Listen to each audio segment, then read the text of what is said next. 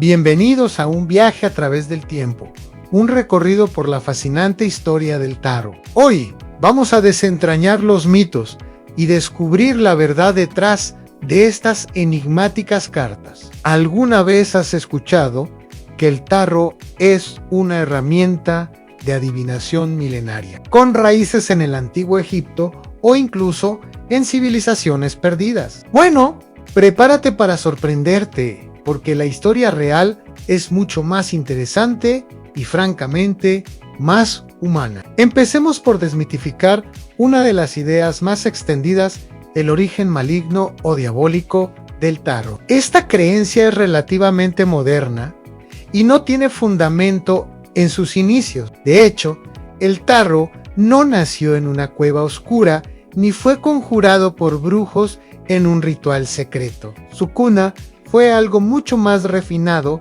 y, si se quiere, mundano en los salones de la alta sociedad italiana del siglo XV. Imaginen la Italia del Renacimiento, una época de explosión artística, cultural e intelectual. En las cortes de Milán, Ferrara y Florencia, la nobleza buscaba constantemente nuevas formas de entretenimiento. Fue en este contexto donde nació el tarot, o como se conocía entonces, Carte da Trionfi, que significa cartas de triunfos. No era un mazo para predecir el futuro, sino un juego de cartas, un pasatiempo sofisticado para la élite. Estos primeros mazos, como el famoso tarot Visconti Sforza, eran auténticas obras de arte, pintados a mano, a menudo con pan de oro. Representaban escenas de la vida cortesana, alegorías y figuras que reflejaban la cultura y los valores de la época. Las cartas que hoy llamamos Arcanos Mayores eran los triunfos, cartas especiales que superaban a las demás en el juego. Así que, la próxima vez que veas la carta del emperador o la emperatriz, piensa que originalmente representaban a figuras de poder muy reales y conocidas para quienes jugaban con ellas. Ahora, hablemos de la estructura de la baraja. ¿Por qué esas figuras en particular? El mago, la sacerdotisa, la torre, el sol. Aunque parezca un conjunto de símbolos místicos aleatorios, en realidad es un compendio de arquetipos profundamente arraigados en la cultura medieval y renacentista. Estas cartas representaban un viaje alegórico, una especie de desfile de personajes y conceptos que eran parte del imaginario colectivo. Tenemos figuras religiosas como el Papa y la sacerdotisa, que en su momento se llamaba la papisa, reflejando la estructura de poder de la Iglesia. También virtudes cardinales como la justicia y la fuerza. Y por supuesto, conceptos existenciales como la rueda de la fortuna, que simbolizaba los caprichos del destino, la muerte, que representaba el cambio inevitable, y el juicio final, un concepto cristiano muy presente. Más que solo barajas, eran una representación de la cultura. Entonces, ¿cómo pasamos de un juego de cartas de salón a la herramienta esotérica que conocemos hoy? La respuesta está en una gran transición que ocurrió en Francia, varios siglos después. Durante el siglo XVII y principios del XVIII, el juego original del tarot, el tarocco, empezó a perder popularidad fuera de Italia. La gente olvidó cómo se jugaba y cuál era su propósito original. Las cartas seguían existiendo, pero su contexto se había perdido. Y como suele ocurrir, el olvido genera misterio. Aquí es donde la historia da un giro dramático y fascinante. Entramos en el siglo XVIII, la era de la Ilustración, pero también un tiempo de un resurgimiento del interés por el misticismo, las sociedades secretas y la sabiduría antigua. En este caldo de cultivo cultural, un personaje clave llamado Antoine Cort de Hebelin redescubre el tarot en París.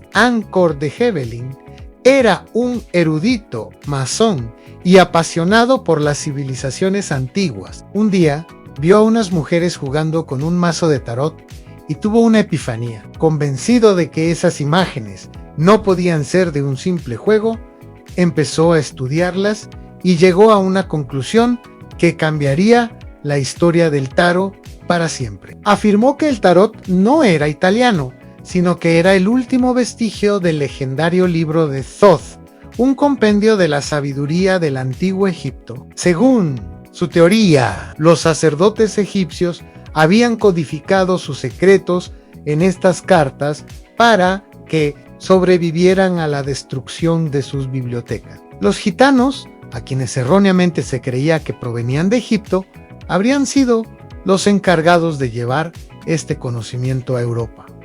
Todo esto, por supuesto, era pura especulación. No había ninguna evidencia histórica que lo respaldara, pero la idea era increíblemente seductora. La teoría de Cord de Hevelin se publicó en su monumental obra Le Monde Primitif y causó un auténtico furor en los círculos ocultistas de París. De repente, el viejo juego de cartas italiano se había transformado en una llave mística para desvelar los secretos del universo. Poco después, otro personaje, Jean-Baptiste Talliet, más conocido por su seudónimo Etigia, llevó las cosas un paso más allá. Si Corte de Hevelin fue el teórico, Etigia fue el práctico. Fue la primera persona en diseñar y publicar un mazo de tarot específicamente para la adivinación. Publicó manuales, asignó significados adivinatorios a cada carta, tanto al derecho como al revés,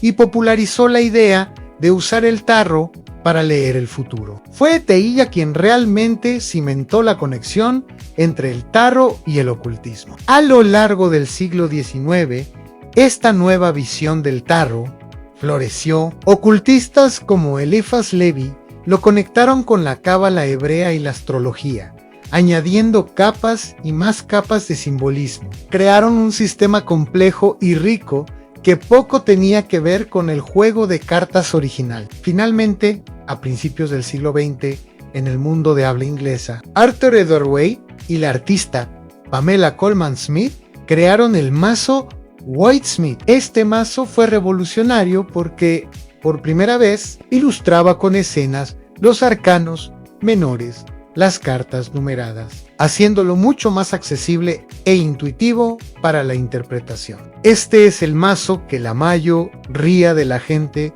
visualiza hoy cuando piensa en el tarot. Así que aquí estamos hoy, con un tarot que vive en dos polos fascinantes. Por un lado tenemos su origen histórico real, un juego de cartas renacentista, una obra de arte y un reflejo cultural de su tiempo. Por otro, tenemos su evolución esotérica, herramienta de introspección, meditación y, para muchos, adivinación, nacida de la imaginación y la búsqueda de sentido en la Francia del siglo XVIII. Ninguno de estos polos anula al otro. Comprender su origen histórico no le quita poder como herramienta de autoconocimiento. De hecho, enriquece nuestra práctica, nos permite ver las cartas no como un oráculo infalible y misterioso, sino como un espejo de la experiencia humana, un lenguaje de arquetipos que ha evolucionado con nosotros a lo largo de los siglos. El tarot es un testimonio de nuestra necesidad humana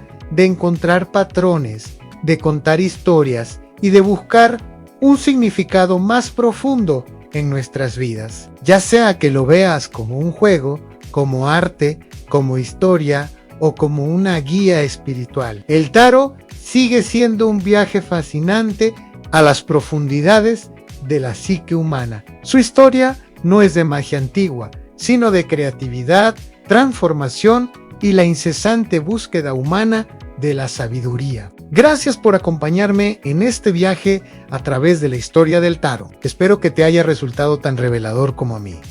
Si te ha gustado, no olvides darle a like, suscribirte y activar la campanita para no perderte nuestros próximos videos. Hasta la próxima.